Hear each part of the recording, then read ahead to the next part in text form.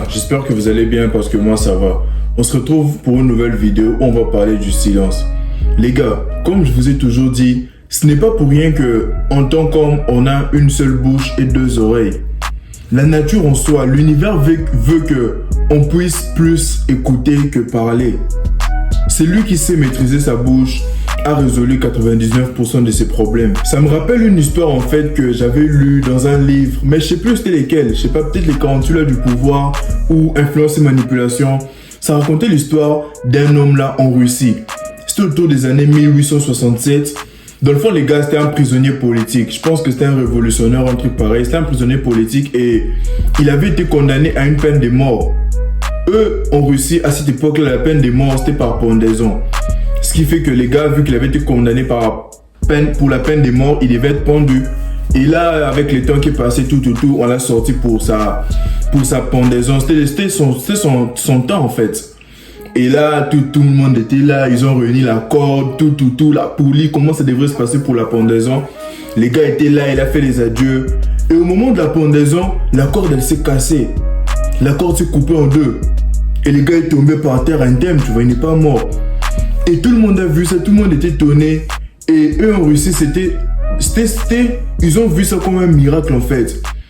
Ils se sont dit non, ça c'est un signe de la nature, ça c'est un miracle, on doit libérer ce monsieur, on doit les laisser. Et là, tout a été dit, on l'a libéré, on l'a finalement laissé, les rois étaient d'accord, on l'a libéré. Et quelques semaines plus tard, ou je sais pas moi, quelques jours plus tard, le roi était en train de prendre un petit... C'était les dîners des rois, tout ça, sur une table en train de parler, en train de manger. Et le roi a demandé comment ça se passe pour le monsieur qu'on a libéré récemment. Comment ça se passe dans son village. J'imagine qu'il est heureux, tout ça, parce qu'il a frôlé la mort. Et il a l'envoyé du roi qui dit que oui, le monsieur est heureux. Il est allé raconter dans son village là-bas que nous, ici, on a des cordes pourries, des cordes merdiques, qui n'arrivent même pas à prendre quelqu'un. Le monsieur est allé se vanter, il allait nous rabaisser. Et le roi dit, ramenez-moi ce monsieur, on va lui prouver si est-ce que vraiment on a des cordes merdiques. Et c'était remis. Et finalement, il a été pendu, il est mort. Ça, c'est le silence. Il n'a pas pu garder son silence, c'est ça qui l'a tué. S'il était rentré chez lui, il a gardé son silence. Il allait vivre plus longtemps. Même relationnellement parlant, le silence est très important pour la partie non-verbale. Lorsque je dis le non-verbal, c'est-à-dire, tu sais, lorsqu'on se parle, on est en train de parler verbalement, et lorsque je dis non-verbal, c'est-à-dire que on continue de se parler, mais sans se dire un mot. On continue de communiquer sans se dire un mot. Par exemple, Jourdain est malade. Je m'en vais voir Jourdain à l'hôpital. Je lui ai rien dit. Je lui ai pas appelé, je lui ai fait, ah Jourdain, j'ai envie de te voir. Est-ce que tu vas bien, je lui ai rien dit. Juste en silence, je suis venu les voir. Et Jourdain comprend que j'avais envie de les voir, que je m'inquiétais pour sa santé. Mais pourtant, j'ai rien dit. C'est ça, en fait, ce que je veux dire par là. Le silence dans nos relations est très important pour la partie non-verbale, en fait. Et que ce soit dans des moments de joie dans la relation ou des moments de tristesse, de colère dans la relation, ton silence en dit long. Ton silence envoie beaucoup de messages. T'as pas vu ton père? Je sais pas, surtout nous autres les Africains, vous qui regardez, vous connaissez de quoi je parle. Est-ce que toi, tu te rappelles de c'est quand la dernière fois ton père t'avait dit qu'il t'aimait? Moi, honnêtement, moi qui vous parle depuis que je suis né, je sais pas, peut-être quand j'étais petit, je suis bébé, mon père me dit, il joue avec moi, genre, oh Chris, je t'aime, tout ça. Tu sais, j'ai pas retenu tout ça.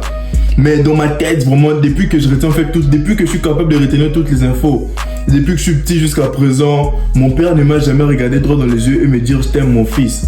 Mais je sais qu'il m'aime. Pourquoi? Parce qu'il est dans la communication non verbale, juste par son silence. Il me montre qu'il m'aime. Il m'achète des cadeaux. Il vient quand j'ai besoin de lui. Il pense à moi, il m'appelle des fois. Tout ça, il est en train de me montrer qu'il m'aime, mais sans dire un mot. C'est comme ça que je veux en fait que vous vous comportez dans toutes vos relations. Que ce soit amicale ou amoureuse, tu peux dire beaucoup de choses juste par le silence. Juste passe à l'action, frère. Et même dans des situations critiques, je sais pas vous, mais moi, vu que moi de base je suis un gars qui sait maîtriser les silences, tu vois. Moi je parle pas trop et lorsqu'il y a une petite dispute et que je vois quelqu'un s'emporter, je dis ouais, t'as fait ceci, tu es en train de crier. Moi je trouve ça ridicule en fait. Ça me rappelle une fois, j'étais avec un ami, on était en train de drive Et il y avait un chauffeur d'à côté qui nous collait un peu trop. Il y avait une petite congestion, l'embouteillage, tout ça. Et les gars étaient trop proches de nous. Tu sais, moi, je suis resté calme. Mais mon pote s'est enflammé. Yo, tu vois pas que t'es trop proche, tout. Et je trouvais ça ridicule, en fait. Et sachez qu'à chaque fois que vous vous exprimez, dans certaines situations, vous passez pour un bouffon, en fait. La meilleure des réactions que tu puisses avoir dans certaines situations, c'est de garder silence. Et les gens vont te respecter pour ça. Imagine une situation confuse. Quelqu'un t'est fait, je sais pas moi, t'es clash en public et tu gardes ton silence. La personne elle-même va passer pour un bouffon et toi, tu vas gagner le respect en fait. Et ton silence en dit long. Lorsque tu gardes le silence dans un moment de dispute, ça dit deux choses. Premièrement, ça veut dire que ce que tu dis ne m'atteint pas. Deuxièmement, ça veut dire que si j'ose ouvrir la bouche, je peux faire ou te dire un truc, tu vas regretter toute ta vie. Et la personne aura peur. Imagine-toi t'oses faire une sale blague à quelqu'un et puis la personne garde son silence, la personne te regarde. Tu auras peur parce que déjà tu sais pas de quoi la personne elle est capable. Donc bro, dans ta relation, dans toutes les relations que tu as, le silence est très important. Et puis imagine ton pote t'appelle chez lui parce que sa grand-mère est malade. T'arrives là, il y a la grand-mère au salon, elle est vraiment malade de ouf, elle est allongée, elle n'arrive pas à parler. Et toi tu continues de parler, tu es peut-être au téléphone, genre devant eux, tu es au téléphone.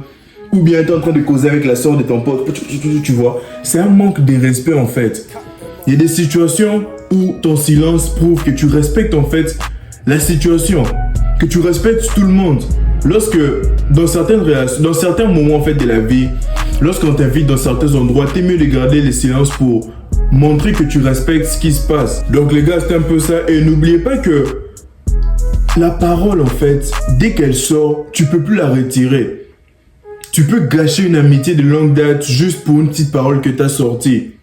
Tu peux gâcher ta relation amoureuse juste parce que tu as dit un truc que tu ne devrais pas dire. Donc à chaque fois qu'il y a une querelle ou quoi que ce soit, garde ton silence. Même dans le moment de joie, garde ton silence. Ne fais pas des promesses lorsque tu es heureux parce que plus tard, si tu n'assumes pas, tu risques de tout gâcher. Imagine, ta go, elle est en souffrance, elle manque d'argent. Et toi, tu es heureux pour je sais pas moi quoi, tu lui dis que non, je vais te venir en aide, je vais te donner $300 pour telle affaire. Et elle, vu qu'elle est en manque d'argent, elle bouge déjà faire ses affaires, elle s'est dit que demain j'aurai un $300. Et demain, tu tiens pas ta promesse. Ça va tout gâcher en fait. Où elle allait faire ses affaires, ça risque de barder pour elle. Et elle va venir te faire chier pour cette affaire en fait. Donc garde ton silence. Et je veux aussi rajouter un dernier truc que faudrait que vous sachiez, c'est que le silence t'aide aussi à attirer l'attention. Dans le bon sens du terme. Parce qu'il y a des gens dans un milieu social, ça peut être dans une classe, dans ta classe, il y a un gars là que tout le monde a déjà remarqué, tout le monde le connaît. Pourquoi? Parce qu'il parle beaucoup. Et ça, ce ne sont pas des bonnes réputations à avoir. Moi, la réputation que je me fais toujours dans tout lieu social, la réputation que je me fais, c'est toujours du gars silencieux. Moi, lorsque je rentre dans une pièce, je parle pas. Et je me fais repérer par mon silence en fait. Et tu verras que même les gens viendront t'approcher juste par ton silence. Imagine tu es dans une réunion, peut-être des PDG, il y a je sais pas moi quoi. Genre il y a un recruteur qui est là pour engager des gens et tu verras que certaines personnes seront en train de se vanter. Ouais, moi je suis bon en informatique, je peux faire telle chose. Et c'est eux qui seront négligents en fait. Les recruteurs vont plus tirer son attention va plus poser son attention en fait sur les gars silencieux. Parce que lorsque tu es silencieux, on se dit que tu es peut-être capable de faire des trucs de ouf. Lorsque tu gardes ton silence, on se dit que tu es capable de faire beaucoup de grandes choses. Voilà pourquoi tu es silencieux, tu es calme. T'as pas vu les grandes personnes dans ce monde, ils parlent pas beaucoup. T'as pas vu Messi, il est là, calme, tu peux venir. Ouais, moi j'essaie de dribbler, moi je mets des buts et tout ça. Mais s'il sera calme, il va pas faire des débats avec toi. Mais mets-le sur un terrain, tu vas voir. Et ça me rappelle encore une histoire. Pour ceux qui ont suivi la série Prison Break. Il y avait un épisode là où il devait creuser dans les garages d'une daronne là pour pouvoir prendre de l'argent, tout. Et Lincoln Burrows, c'est un gars très calme. Lui, il parle pas beaucoup. Et ça attire les personnes même autour de toi. Il y avait une femme qui l'avait repéré et là, sa référence en fait pour parler de Lincoln Scofield, c'était les costauds là qui ne parlent pas trop. Tu vois, son silence l'a intrigué en fait. Donc, dans toutes vos interactions sociales, dans tous les milieux sociaux où vous irez, les gars, gardez juste votre silence. Vous verrez que ça sera bénéfique pour vous. C'est juste ça la vidéo, j'espère qu'elle vous aura plu. Si c'est le cas, laissez-moi un like pour que je le sache. Laissez-moi savoir ce que vous en pensez en commentaire, partagez à vos amis et on se dit à la prochaine.